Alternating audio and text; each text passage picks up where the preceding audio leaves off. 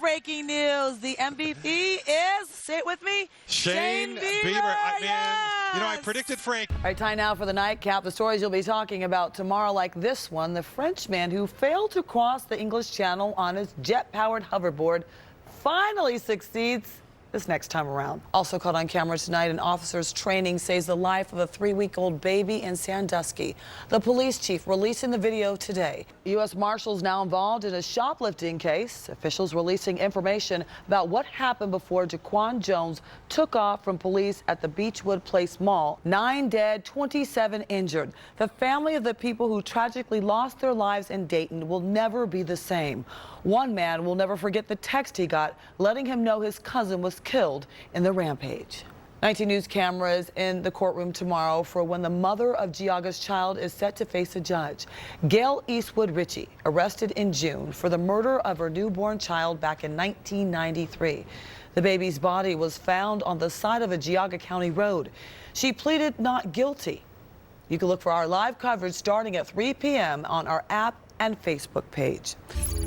And we begin with breaking news right now on a police-involved shooting in Elyria. It happened at the Marathon gas station on Fuller Road and East Avenue.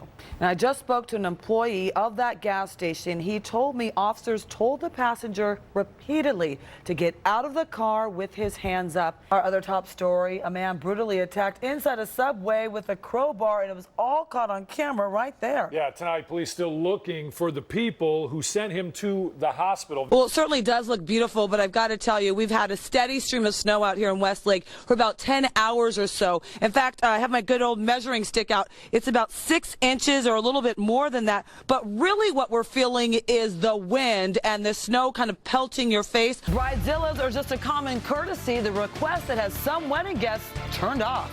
Camera chaos inside a Cincinnati courtroom. This is seen after former Hamilton County Judge Tracy Hunter was sentenced following a conviction for illegally helping her brother keep his county job back in 2014. This story just has me laughing. A man busted for trying to smuggle illegal drugs, of all places, in his hair. Take a look for yourself. Yeah, they say a picture's worth 1,000 words. This is worth much more than this. This really says it all. These photos show the Colombian man who tried to sweep a pound of cocaine under the rug. It kind of stuck out like a sore thumb, so cops kind of wigged out and quickly arrested him. The moral of the story, when you commit a crime, there's always a price to pay. Justice hasn't been served for her. Those words still echoing for 6 long, painful years. I am frustrated and I'm angry. I can't believe that this case has not been solved. The prayers, the hope, and now frustration mounting for Jan Lash as her best friend's killer still walks the streets. Eliza Sherman stabbed 11 times March 24th, 2013. The Cleveland Clinic nurse and mother in the middle of a messy divorce.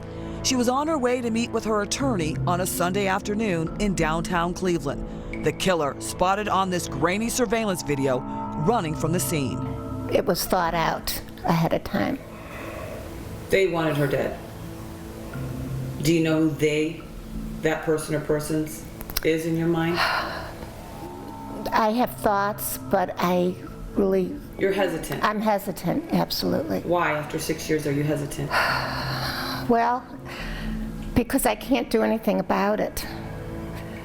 So that's what makes me so frustrated. Cleveland police tell us they're working with the FBI, Bureau of Criminal Investigation, and Cuyahoga County Prosecutor's Office. We've also learned there are people of interest in the murder investigation. When you hear that, how does that make you feel? Do you feel like they're doing a good enough job? They've never discussed persons of interest. They've never put any names out there. It's not enough. It's just not enough. There's new technology out there. Something's got to give here. Cleveland police won't say who those people of interest are because they say it's part of an ongoing investigation. A $100,000 reward still offered through Crime Stoppers in the hopes someone can help solve this murder mystery. We tried to reach out to Sanford Sherman, Eliza's estranged husband, who now lives in Florida, to see if he too is looking for answers in this case. We're sorry, after calling several numbers that were no longer in service. Hi, this message is for Sanford Sherman. This is Tiffani. I finally was able to leave a voice message, but haven't heard back. Police tell us they've questioned Eliza Sherman's divorce attorney, Gregory Moore. In 2017, Moore spent 6 months in jail after pleading guilty to several charges, including one count of giving false information to investigators. He sent text messages to Eliza moments before and after her death, saying he was inside his office, but he wasn't. Moore lying to detectives about where he was. And in an unrelated 2012 case, Moore made bomb threats at local courts, pleading guilty to inducing panic. He's currently on probation. Why did you lie? Why did you say you were somewhere that you weren't? She was texting you, she was trying to get in to see you. Where were you? On a Sunday afternoon at 5 o'clock. Hi, Greg. Tiffany Tucker with Channel 19. We went to Moore's home to see if he wanted to respond to Jan's questions and to find out if he, too, is seeking justice for Eliza. I wanted to talk to you for a moment, seeing if you're seeking justice for Eliza. But he didn't want to talk, saying, quote, "No thank you, no comment." More than 2,000 days without justice. Time, Eliza's loved ones say, is too long. For Jan Lash, every day an agonizing reminder that her best friend is gone and her killer is still free. I just feel such pain. It's that deep. It's so deep.